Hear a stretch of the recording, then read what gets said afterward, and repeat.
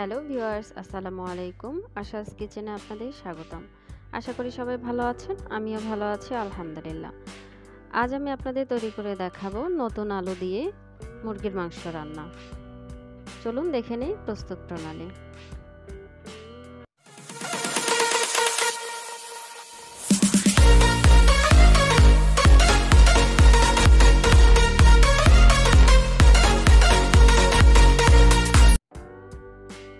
এখানে প্রথমেই আমি চুলোয় একটি কড়াই বসিয়ে দিয়েছি। কড়াইটা গরম হয়ে এলে দিয়ে দিলাম হাফ কাপের মতো সরষের তেল, দিয়ে দিব সামান্য হলুদ গুঁড়ো। আর এখানে আমি কিছু আলু দু টুকরো করে কেটে উপরের খোসাটা ছিলে ভালো করে ধুয়ে পরিষ্কার করে নিয়েছি। এখন আমি আলুগুলো একটু ভেজে নেব মিনিট 5 খানেক। ভাজা হয়ে গিয়েছে, এখন আমি আলুগুলো সব তুলে নিব। আর একই তেলে আমি এখন গোটা গরম মশলা কিছু দিয়ে দিব। গরম মশলাতে রয়েছে দারচিনি, একটি কালো এলাচ, কয়েকটি ছোট সবুজ এলাচ, দুটি তেজপাতা, কয়েকটি লবঙ্গ। মিনিট খানেক গোটা মশলাগুলো ভেজে নিয়ে দিয়ে দিব পেঁয়াজ কুচি।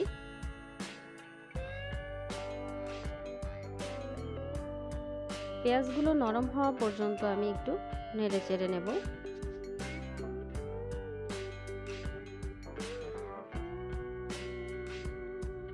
পেঁয়াজগুলো অনেকটা নরম হয়ে আসছে, এই পর্যায়ে আমি দিয়ে দিব আদা রসুন বাটা আর জিরা বাটা। এখানে আমি আদা রসুন বাটা 3 চামচ নিয়েছি আর 1 চামচ নিয়েছি জিরা বাটা।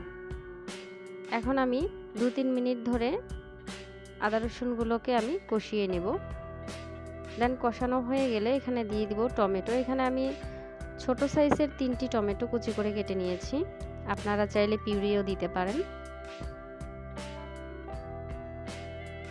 টমেটোগুলো নরম হয়ে এলে দিয়ে দিব মশলা। এখানে আমি স্বাদ মতো লবণ দিয়েছি 1.5 চামচ লাল মরিচ গুঁড়ো, 1 চামচ হলুদ গুঁড়ো, 1 চামচ ধনে গুঁড়ো, আর দিয়ে দিব সামান্য পানি মশলাগুলো কষানোর জন্য, যেন পুড়ে না যায়। এখন আমি মশলাগুলো কষিয়ে নেব তেল উঠে আসা পর্যন্ত।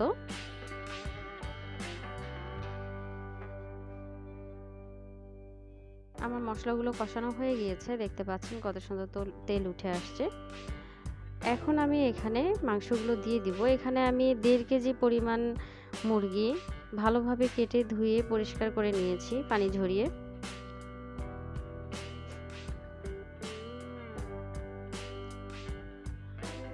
ভালোভাবে মশলাগুলোর সাথে আমি মুরগিটা নেড়ে চেড়ে নিব।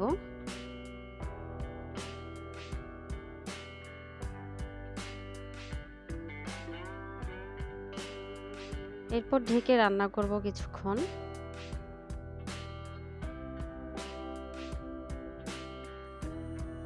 প্রায় 5 মিনিট পর ঢাকনা খুলে এখন আমি একটু নেড়ে দিচ্ছি। দিব সামান্য পানি। মুরগিটাকে কষানোর জন্য আমি সামান্য পানি ব্যবহার করেছি। এমনিতেও মুরগি থেকে বেশ খানিকটা পানি বেরিয়ে আসবে। এখন ঢেকে রান্না করব পানিগুলো টেনে আসা পর্যন্ত। পানিগুলো টেনে কিন্তু তেল উঠে আসছে, দেখতে পাচ্ছেন। এখন আমি মুরগিগুলো আবার একটু উল্টে পাল্টে দিচ্ছি।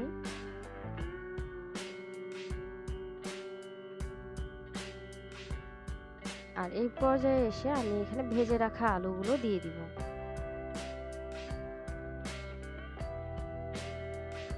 আর ভালো করে মিক্স করে নিব।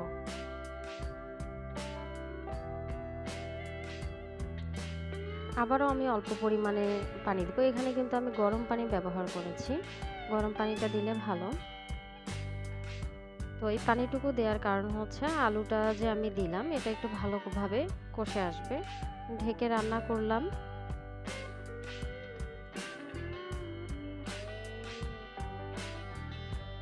এখন আমি ঝোলের পানি দিয়ে দিব। আমার কিন্তু আলুর সাথে মুরগিগুলো কষানো হয়ে গিয়েছে। এখন ঝোলের পানি দিয়ে দিলাম। যেহেতু নতুন আলু দিয়ে মুরগির ঝোল, তাই এই তরকারিতে একটু ঝোলটা বেশি হবে, পানির পরিমাণটা তাই আমি একটু বেশি দিয়েছি। আর এখন আমি দেব ভাজা জিরের গুঁড়ো 1/2 চামচ, দিব কয়েকটি কাঁচামরিচ, একটু ভালো করে মিক্স করে নিচ্ছি। এর মধ্যে আমি একটু লবণটা চেক করে দেখব।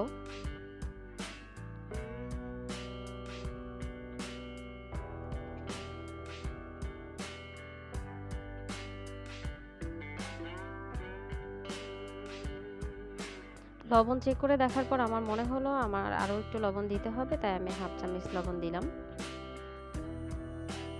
এখন আমি ভালো করে একটু সব কিছু মিক্স করে দিয়ে ঢেকে রান্না করব, একদম আলু আর চিকেনটা সিদ্ধ হয়ে আসা পর্যন্ত। হয়ে গিয়েছে, আমি প্রায় 20 মিনিট পর ফিরে এসেছি। এর মধ্যে কিন্তু আমি মাঝে মাঝে একটু নেড়ে দিয়েছিলাম। আমার হচ্ছে নতুন আলু দিয়ে মুরগির মাংস রান্নাটা কিন্তু শেষ। দেখুন আলুটাও কিন্তু একদমই সেদ্ধ হয়ে এসছে, কত সুন্দর নরম হয়ে এসছে। ঝোলটা এমনই থাকবে, আর নামিয়ে রাখলে একটু টেনে আসবে ঝোলটা। তো দেখুন হয়ে গিয়েছে আমার নতুন আলু দিয়ে মুরগির মাংস রান্না। আশা করি আপনাদের কাছে ভালো লাগবে। এখন আমি একটি বাটিতে তুলে নিয়েছি, একদম গরম গরম, পরিবেশনের জন্য পুরোপুরি রেডি। তো আপনাদের আমার ভিডিওটি ধৈর্য ধরে দেখার জন্য অনেক অনেক ধন্যবাদ।